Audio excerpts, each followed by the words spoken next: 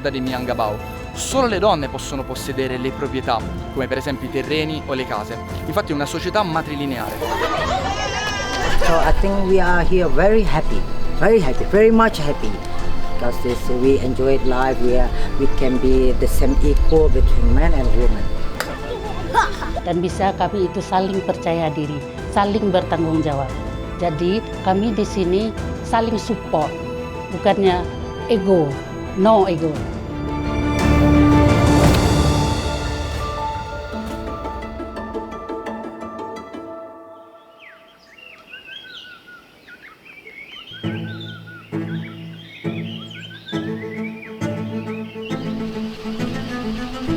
Se pensiamo ad un luogo, ad un villaggio situato nell'entroterra di un paese a maggioranza musulmana, con molta probabilità immagineremo una realtà patriarcale o con una forte influenza maschile.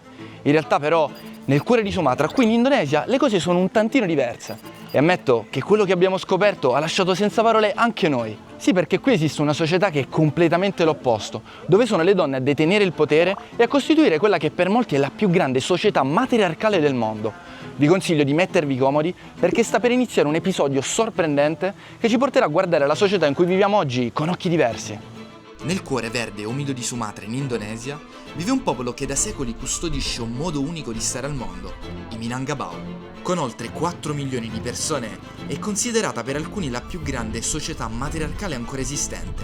I Minangkabau vivono in realtà secondo la Dat, la legge madre naturale, un sistema matrilineare antichissimo che, secondo alcuni, è riuscito a reinterpretare profondamente l'Islam e a stravolgere la nostra idea di famiglia e società. Nei loro villaggi, infatti, sono le donne a ereditare le proprietà, il cognome e a gestire i beni. Gli uomini, d'altra parte, mantengono ruoli importanti nella sfera pubblica e religiosa, ma spesso vivono come ospiti nelle case delle proprie mogli. In questo mondo a specchio, dove tutto sembra capovolto rispetto a ciò che conosciamo, sono venuto qui per scoprire cosa significa davvero crescere in una società dove non tutto ruota attorno agli uomini, ma dove spesso tutto comincia e finisce con le donne. Una realtà che sfida le nostre certezze e racconta un altro modo di vivere, di amare e di tramandare.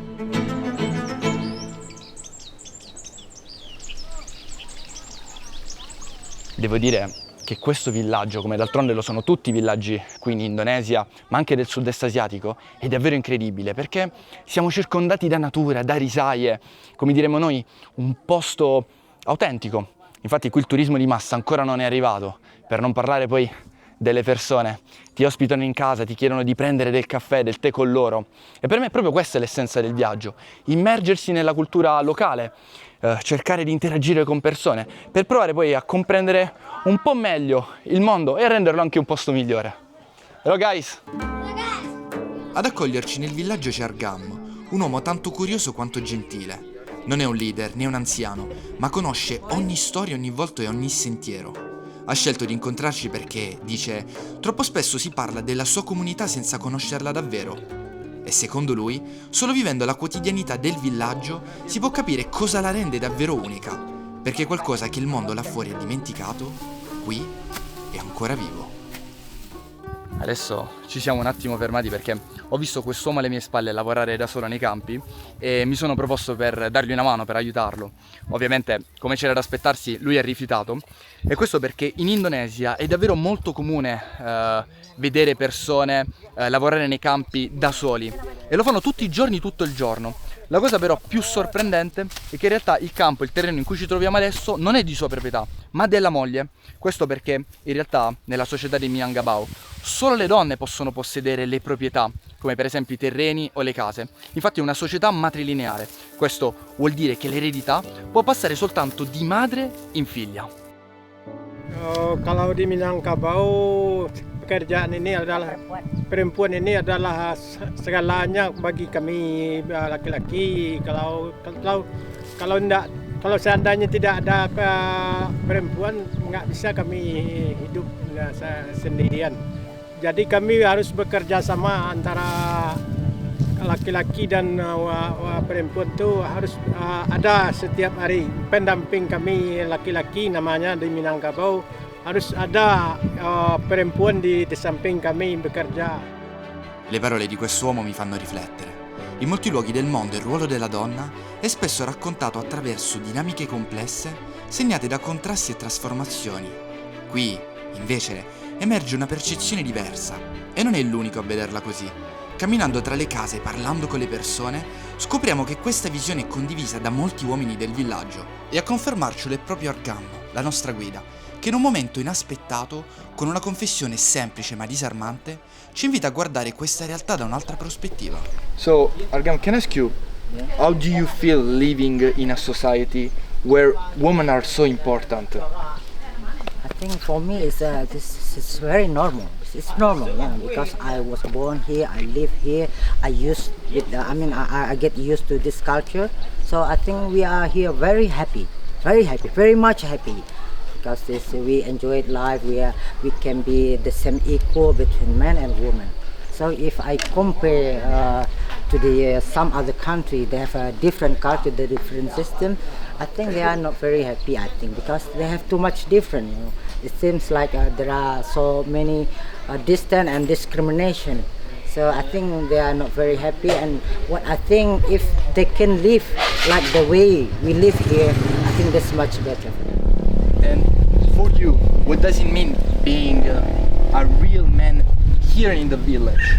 For me, being a man in this our society here, it's just to be a worker, So if I compare to the other, to the Europe or somewhere in other countries, maybe they being a man, maybe they think a big power, very rich. For me, that's nothing. That's, I think, bullshit. Because here we care for the women. This is the most important thing. We love women. We care the women. We care our mother. We care our wife. We love them very much, and our children, and all the women who's living here. This the meaning of the real man is what I think. Restiamo a parlare con Argham ancora per un po'. Ci racconta le tradizioni del villaggio e ci chiede con tono curioso come viene vissuto da noi il ruolo della donna nella società. Prima ancora che riusciamo a rispondere, una chiamata in attesa interrompe la conversazione.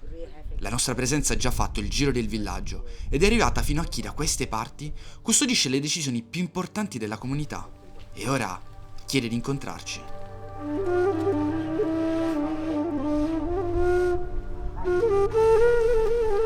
Devo dire che mi sarei aspettato di parlare, di intervistare chiunque all'interno del villaggio, tranne la persona che stiamo per incontrare, perché è la leader del villaggio, la donna più rispettata, la donna più importante qui.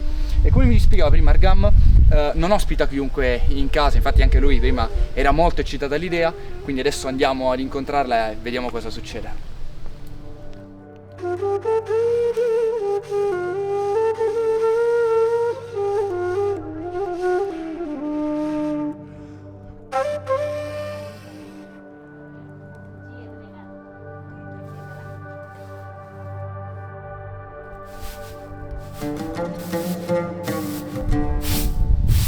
Kami di sini, di Ranah Minang ini, kami perempuan-perempuan dan laki-laki semua bisa bahagia. Karena kami di sini mempunyai aturan sendiri dan bisa kami itu saling percaya diri, saling bertanggung jawab. Jadi kami di sini saling support, bukannya ego, no ego gitu. Jadi kami saling support, saling percaya diri. Jadi kami dikunci dengan adat Basandi Sarak Basandi Kitabullah. Jadi kami mempunyai agama sendiri yang saling percaya, saling berkaitan, yang tidak bisa ditinggalkan satu sama lainnya. Mulai dari sekarang, siapa saja orang di dunia ini boleh belajar adat Minang ini, kebiasaan Minang ini, atau peraturan Minang ini sampai ke depannya. Tidak ada kata terlambat. Saya akan berkata kepada anak perempuan itu, tidak ada yang tidak mungkin. Karena perempuan Minang ini adalah perempuan yang tangguh, perempuan yang rajin, perempuan yang ulet, perempuan yang sabar, sopan. Jadi tidak ada yang tidak bisa bagi perempuan Minang. Yang penting kita berusaha. Prima di lasciare questa terra, le donne mi mostrano la loro casa. Una casa che non si compra, non si conquista, ma si tramanda. È strano pensare che in un villaggio dove le donne decidono, organizzano e guidano non ci sia conflitto e né lotta per il potere. Gli uomini partono, viaggiano, insegnano. Le donne restano, custodiscono e costruiscono. Eppure tutto funziona. In un mondo dove spesso il potere si misura con la forza, qui scopro che può esistere anche in forme più morbide e silenziose. Forse il punto non è chi comanda, ma se lo fa con rispetto. E allora capisco che non c'è solo un modo per far funzionare una società, non c'è un modello giusto e uno sbagliato, ci sono solo equilibri che nascono dal tempo, dalla fiducia e dalla cultura. E forse in questa piccola isola del mondo l'equilibrio è già stato trovato, non per dominare, ma per convivere.